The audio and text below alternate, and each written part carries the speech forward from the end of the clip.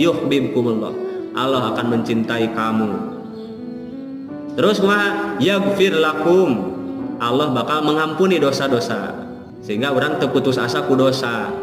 Aya kan jalmi kalewat soleh hayang persis siga Rasul, apek teh pasti soledat, jadi putus asa geuning hese Jadi bahaya oge getol teuing teh. Tol teuing da pas sakalina ngedul jadi putus asa. Geus maksiat ya. Moal ditarima sigan ibadah nu teu heula ge. Geus we kagok akhirna teh doraka deui terus. Eta berarti teu yakin kana magfirah. Eta bahaya pintu masuk setan ya. Tak ajarkeun Rasul oge istighfar, teras istighfar teh kan nyungkeun magfirah, sin bimakna tolab, istaghfaro yastaghfiru. Upami ghafaro hartosna ngahampura masihan hapunten ya.